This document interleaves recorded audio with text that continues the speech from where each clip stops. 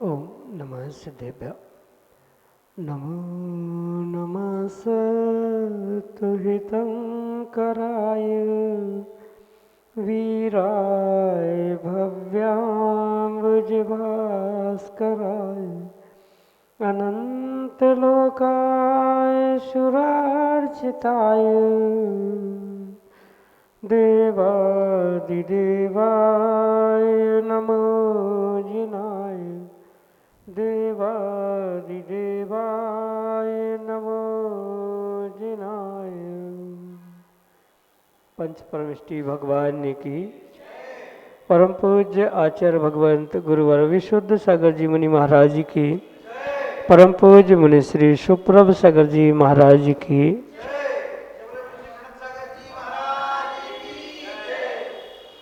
समीचीन विकल्प सम्यक समाधान।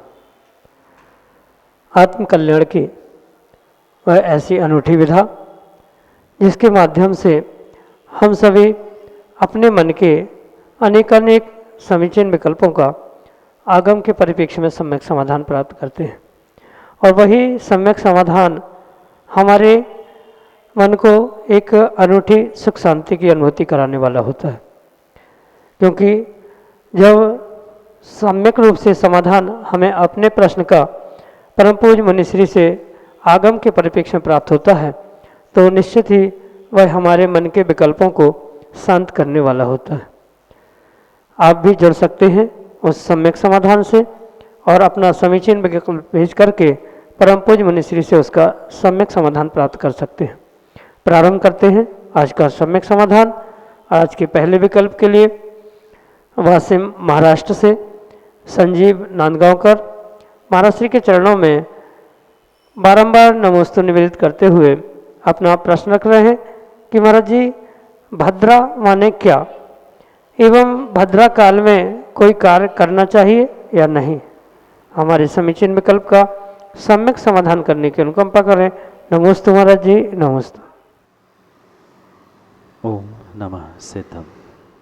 परम पूज्य आचार्य भगवान गुरुवर विशुद्ध सागर जी महाराज की।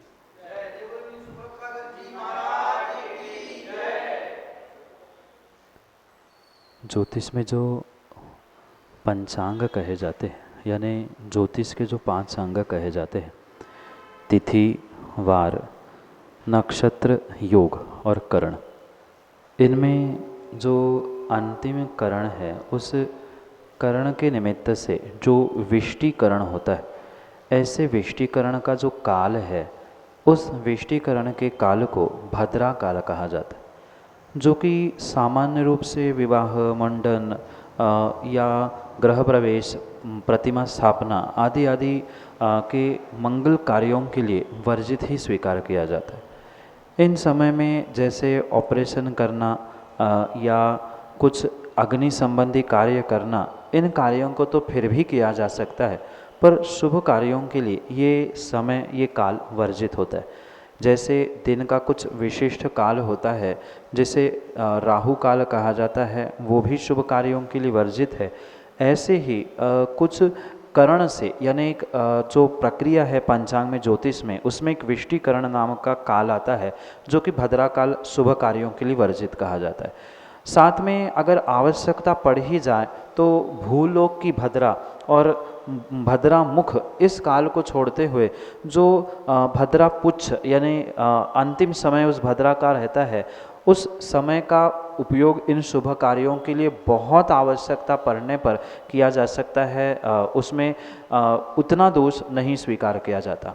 इसके विषय में बहुत कुछ समझना होगा ज्योतिष ग्रंथों के माध्यम से, क्योंकि चंद्र राशि के अनुसार कौन सी चंद्र राशि कब उस काल में आ रही है, उस प्रकार से उस भद्रा का मुख तय किया जाता है। भद्रा के मुख के अनुसार उसका फल मध्यलोक में है, स्वर्गलोक में है कि भूलोक में है, क्या कैसा है उसका निर्धारण किया जाता है। और उसी के अनुसार ही इसका पूर्ण रूप से निर्धारण, मतलब पूर्ण रूप से त्याज्य है, आंशिक त्याज्य है कि कर सकते हैं, ये सब कुछ उस पर तय किया जाता है। जैसे भूलोक की भद्रा और मुख भद्रा ये पूर्ण रूप से त्याज्य ही होती है। अन्य भद्रा समय में जो कि किंचित ईषद शुभ होने से और उसका समय का शोधन करते हुए इस काल में शुभ कार्य करने में दोष नहीं है। जैसे शुक्ल पक्ष की भद्रा को वृश्चिकी कहते हैं, कृष्ण पक्ष की भद्रा को सर्पिणी कहते।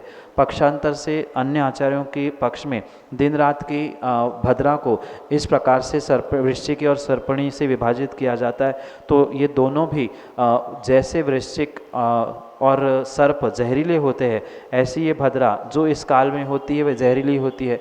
पुच्छ का भाग उस वृश्चिकी का जहरीला होता है, सर्प का मुख का होता है। तो इसके अनुसार इसका निर्धारण किया जाता है। क्योंकि इतने अल्प समय में पूर्ण रूप से इसका विस्तार करना संभव नहीं है, पर ये इतना अवश्य समझे कि विष्टिकरण यानी एक विशिष्ट काल है ज्योतिष की अपेक्षा से, जो भद्रा काल के रूप में स्वीकार किया जाता है। कुछ समय बाद उसका पुनः पुनः आना होता है।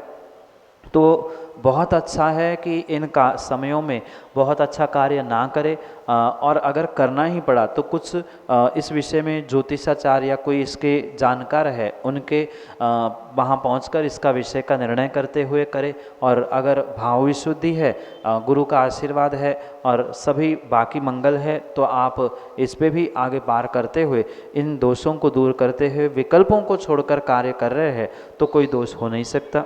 यही आपके लिए सम्यक समाधान। रश्मि ऋतु जैन, सागर, मध्य प्रदेश से महाराज श्री के चरणों में बारंबार नमोस्तु निवेदित करते हुए अपना प्रश्न रख रहे हैं कि महाराज जी, हम कोई भी व्रत लेते हैं जैसे कल्याण मंदिर, नमोकार आदि, और वह निश्चित अवधि में पूर्ण नहीं हो पाता, तो उसका क्या उपाय है एवं उसका क्या प्रायश्चित करना चाहिए?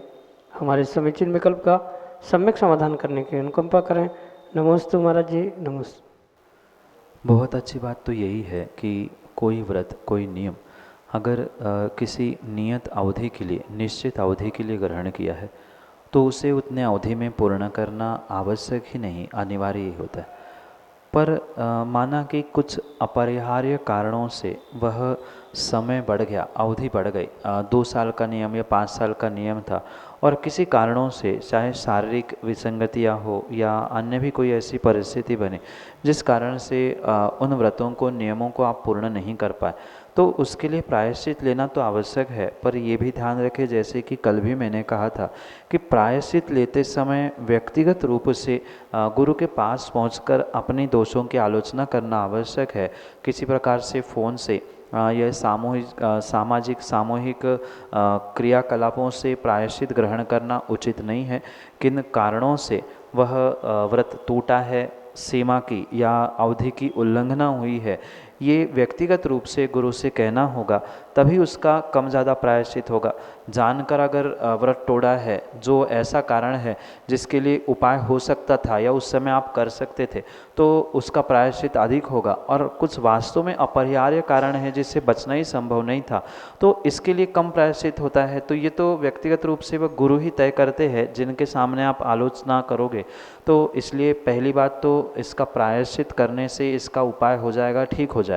और रही बात प्रायश्चित, व्यक्तिगत रूप से गुरु के पास समीप पहुंचकर ही लिया जाता है। सामूहिक रूप से किसी भी दोषों की, गलती की आलोचना करते हुए उसका प्रायश्चित ग्रहण करने का प्रयास ना हो, यही श्रेष्ठ कार्य होता है।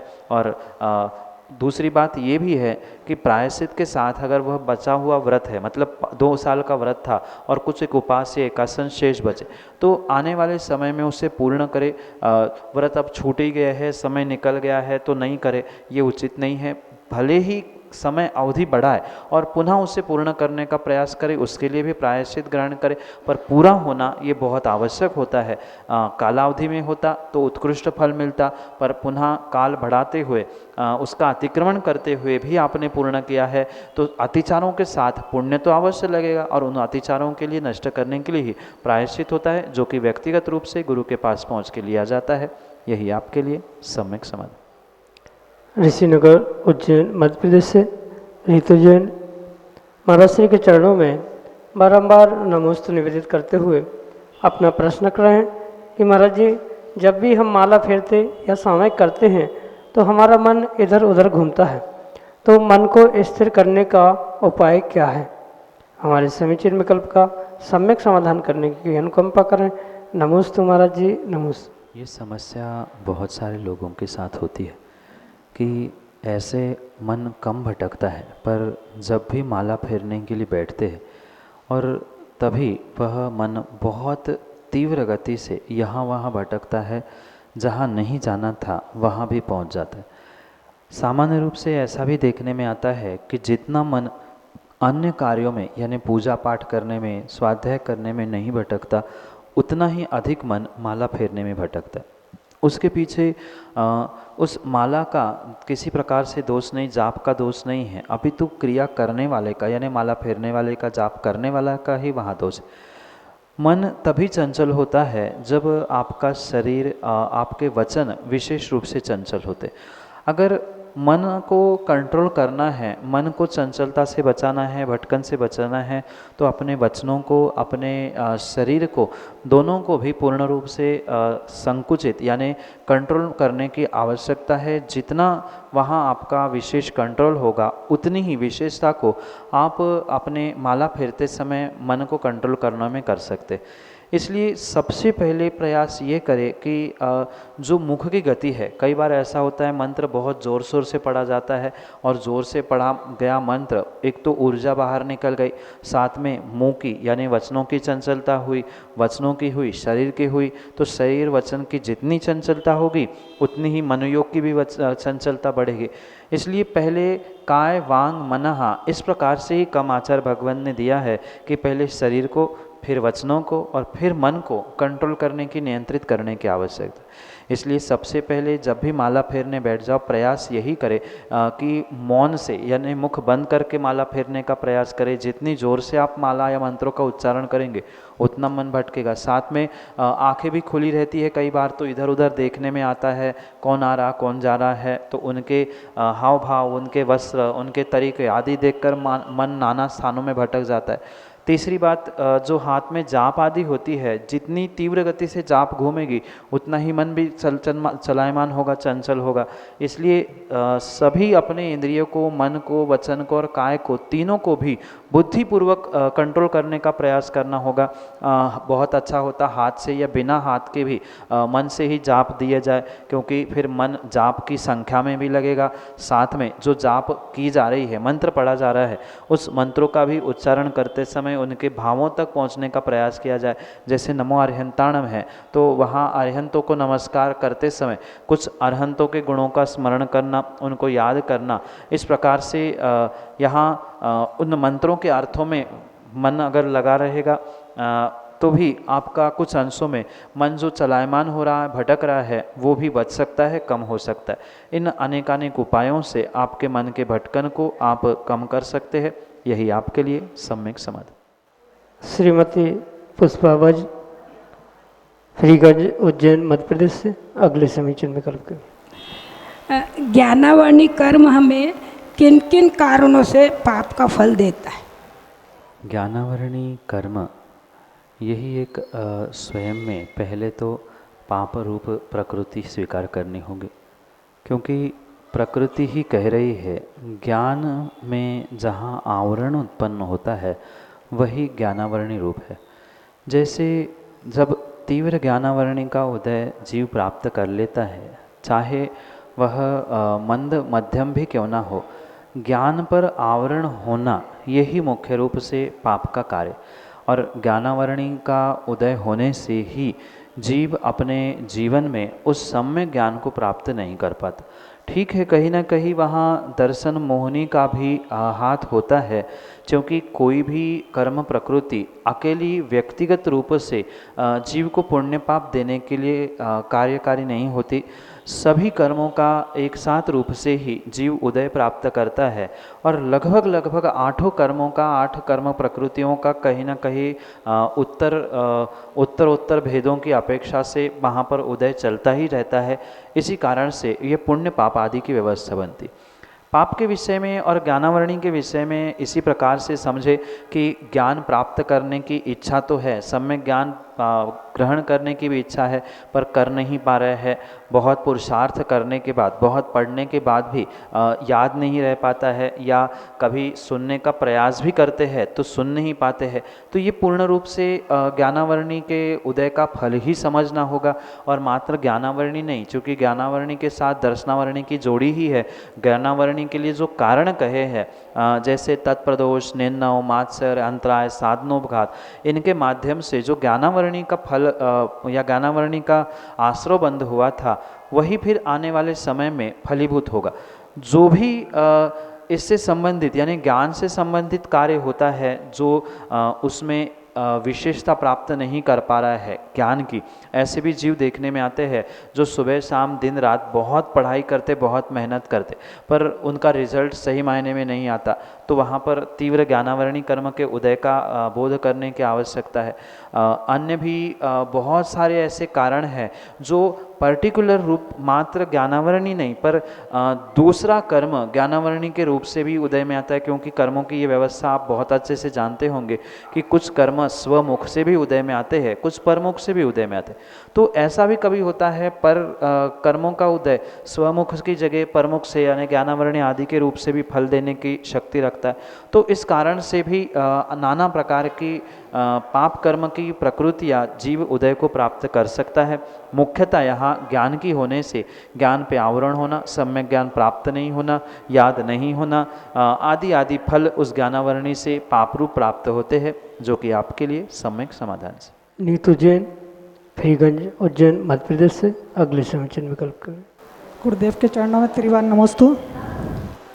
गुरुदेव, मेरा प्रश्न है, अभी 10 लक्षण पर्व आ रहे हैं और भक्तामृत के भी व्रत मेरे चल रहे हैं, तो अपन वो वाले व्रत तो करते ही हैं 10 दिन 10 लक्षण के, तो उसमें ये भी काउंट हो सकते हैं क्या? पूजा कर मतलब ज़्यादा कर लेंगे अपन उसमें? कायदे से एक व्रत में एक ही व्रत करना आवश्यक होता है, पर माना कि कुछ विषमता है या जैसे आगे का भरोसा नहीं, स्वास्थ्य का या अनुकूलता नहीं है, तो एक साथ 2 व्रत करे तो उसमें कोई पाप नहीं है। ये ध्यान अवश्य रखे कि दोनों व्रतों की पूजा, दोनों व्रतों का जाप ये करना वहाँ आवश्यक होता है। पर एक एक व्रत का करने से जो विशेष फल मिलता है वह 2, 3, 4 करने से एकत्रित नहीं होगा।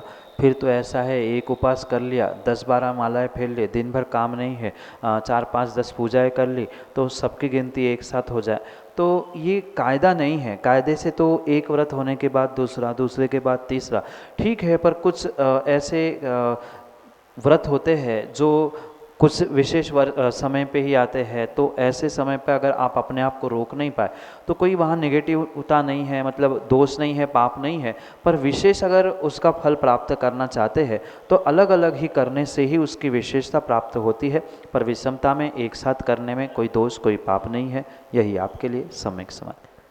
प्रमोद जैन, महाज्ञान कुंभ वर्षा योग कार्याध्यक्ष, ऋषिनगर, उज्जैन, मध्य प्रदेश से अगले समीचीन विकल्प करें। नमस्ते महाराज जी। महाराज जी, मेरा प्रश्न ये है कि हर वर्ष आपके सानिध्य में शिविर होता है 10 लक्षण पर्व में, और हम सभी के पुण्य के इस वर्ष भी आप समय पाशक साधना संस्कार शिविर होने जा रहा है, तो इस शिविर में क्या विशेषता है कि हम इसको सफल कैसे बनाएं? कृपया हमारे मार्गदर्शन प्रदान करें। नमस्ते गुरुदेव। नमस्ते। ये तो परम सत्य है प्रमोद जी कि इस वर्ष उज्जैनी नगरी का और मालवा प्रांत का कुछ विशेष तीव्र पुण्य का उदय है कि जो आपको गुरुदेव का आशीर्वाद प्राप्त हुआ और उनके शिष्यों का चातुर्मास करने का ये सफल मौका प्राप्त हुआ। और इसी श्रृंखला में जो ये प्रतिवर्ष होने वाला समय सार उपासक संस्कार साधना शिविर है, इसकी वास्तव में बहुत सारी विशेषताएं है, क्योंकि अच्छा भोजन, अच्छा रहना आदि व्यवस्थाएं तो लगभग सभी शिविरों में आपको प्राप्त होती है। पर जो तत्वार्थ सूत्र का एक वीडियो के स्क्रीन आदि के माध्यम से जो पढ़ने पढ़ाने का मौका मिलता है, साथ में सुबह प्रातः काल में जो उसी स्क्रीन आदि के माध्यम से आलम्बन से जो ध्यान आदि की प्रक्रिया सिखाई जाती है, शाम को अपनी भावों की विशुद्धि के लिए दिन भर में या आज तक जीवन में जितनी भी गलतियां हुई, दोष हुए हैं, उनके प्रायश्चित स्वरूप प्रतिक्रमण जो पढ़ाया जाता है, भावों की विशेषताओं के साथ पूजन पाठ करना, एक साथ एक जगह पर किस तरीके से रहा जाता है, क्योंकि अधिकांश जितने भी शिविरार्थी यहाँ आते हैं पूरे देश भर से, महाराष्ट्र, उत्तर प्रदेश आदि आदि स्थानों से, तो वे बहुत बड़े व्यक्ति होने के बाद भी 10 दिन कैसे अपने जीवन को सामान्य करते हुए सभी के साथ एक साथ जीते हैं, एक साथ बैठकर खाना आदि आदि बहुत सारी विशेषता इस शिविर में होती है। क्योंकि आप भले ही कार्याध्यक्ष हो, पर ये आप ध्यान रखें कि मात्र व्यवस्थाओं में उलझने के अलावा व्यवस्थाओं के साथ अपने आप को भी व्यवस्थित करने के लिए आप भी शिविरार्थी बने, तो आप वास्तव में वहाँ बैठकर उसका आनंद भी लेंगे और अंदर होने से व्यवस्था बन भी जाएगी और आपकी भी और सबकी व्यवस्था बन जाएगी। ये अद्भुत कार्य आप करें और आप भी अनुभूत करते हुए इसकी सफलता के लिए अपना स्वयं का सहभागीपना साबित करें, यही आपके लिए सम्यक समाधान। शांति कुमार कासलीवाल, अध्यक्ष महाज्ञान कुंभ वर्षायोग, उज्जैन, मध्य प्रदेश से अगले समीचीन विकल्प। नमोस्तु गुरुवर, नमोस्तु गुरुवर। मेरा प्रश्न यह है कि गुरु के प्रति हमारी श्रद्धा कैसी होना चाहिए? नमोस्तु। जैसी एक रोगी की दवाई के प्रति होती है, जैसे एक भूखे की रोटी के प्रति होती है, जैसे एक प्यासे की पानी के प्रति होती है, ऐसे ही एक शिष्य की, एक भक्त की अपने गुरु के प्रति श्रद्धा और भक्ति होनी चाहिए। क्योंकि बाहर की उपमाएं तो फिर भी बहुत हो सकती है अध्यक्ष जी, पर सत्यता यही है कि जिसको गुरु के प्रति विश्वास होता है, श्रद्धा होती है, वह अपने आप में, अपनी प्रत्येक क्रिया में वह उसको उद्घाटित करने का प्रयास करता है। क्योंकि ऐसे भी कुछ जीव होते हैं जो मात्र दिखावे के लिए भक्ति करते हैं, पर कुछ वास्तव में ऐसे जीव होते हैं जिनकी भक्ति, उनका समर्पण, उनका श्रद्धान उनके उठने बैठने और प्रत्येक क्रिया में विशेष रूप से झलकता है। तो यहाँ भक्ति और श्रद्धा का गुरु के प्रति परिचय देते हुए मात्र इतना ही ध्यान रखना होगा कि कौन क्या कह रहा है, कौन क्या करेगा, कौन क्या सोचता है, इसका विचार ना करते हुए मैं गुरु के बारे में क्या सोचता हूँ, मेरे बारे में गुरु क्या सोचते हैं, इतना ही निर्णय करते हुए अगर हम आगे बढ़ते जाएंगे, हमारी श्रद्धा, हमारे विश्वास को बलवती करते जाएंगे, तो नियम से वह ऐसी आपकी श्रद्धा, गुरु की भक्ति आपको इस संसार से मुक्ति भी देने के लिए निमित्त बन सकती है। क्योंकि आचार्यों ने कहा है, गुरु भक्ति संजने में तरंती संसार सायरम घोरम। गुरु की भक्ति और संयम नियम से आपको संसार से पार कराने के लिए निमित्त बन सकता है। इसलिए जैसा श्रद्धा समर्पण का पुरुषार्थ आज तक आपने विहार से लेकर किया है, ऐसा ही दिन दुगना और रात चौगुना पुरुषार्थ करते जाए और इसी पुरुषार्थ से, ऐसी भक्ति और समर्पण से अपनी श्रद्धा को वृद्धिंगत करने का प्रयास करें। वह दिन दूर नहीं होगा जब आप अपनी भक्ति से अपने आप को भी विशेष भक्त बने हुए देखने में समय नहीं लगेगा। यही आपके लिए सम्यक समाधान। जय जन बंधु, आप हम सभी लाभ ले रहे थे लोकप्रिय कार्यक्रम सम्यक समाधान का।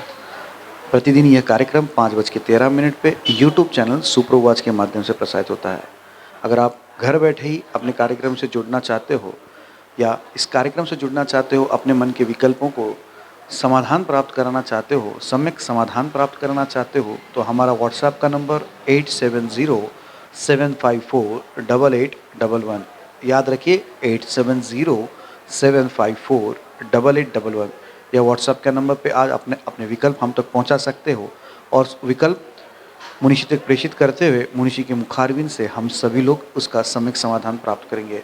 आपको लिखने में, अगर टाइपिंग करने में व्हाट्सएप पे दिक्कत जा रही है, कागज़ पेन लेके अपना नाम, अपना शहर का नाम, अपना विकल्प, इसका फ़ोटो खींचिए, हमें भेजिए। उस विकल्प को हम मुनिशी तक पहुंचाएंगे और हम सब लोग उसका समय समाधान प्राप्त करेंगे। अगर व्हाट्सएप के माध्यम से ही ऑडियो मैसेज का एक विकल्प होता है, एक माइक का बटन होता है, उस माइक के बटन को दबा के आप अपनी खुद की आवाज़ में अपना विकल्प हम तक पहुंचा सकते हैं। उस वीडियो क्लिप, उस ऑडियो क्लिप को हम अपने चैनल पे प्रसारित करते हुए आपका विकल्प प्रसारित करेंगे और मुनिश्री के मुखारविंद से हम सभी लाभान्वित होते हुए समयक समाधान को प्राप्त करेंगे। आप प्ले स्टोर के माध्यम से सुप्रभ वॉच सर्च करें और उसके माध्यम से आप अपने विकल्पों का समाधान, जो सम्यक समाधान है, ये कार्यक्रम सुन सकते हैं। मुनिश्री की अन्य जानकारी जैसे लाइव लोकेशन, आने वाले पंचकल्याणक, आने वाले विधान कार्यक्रम आदि आदि की जानकारी आपको एक ही अम्ब्रेला के नीचे, एक छत के नीचे, मतलब एक ऐप के माध्यम से आपको प्राप्त हो सकती है। आप सभी लोग उस ऐप को डाउनलोड करें और हमसे जुड़िए। एक बार जुड़ के देखिए, अच्छा लगता है। आप सभी को जय जिनेंद्र करते हुए आज के इस समयक समाधान कार्यक्रम को यहीं पे विराम देते हैं। जय जिनेंद्र।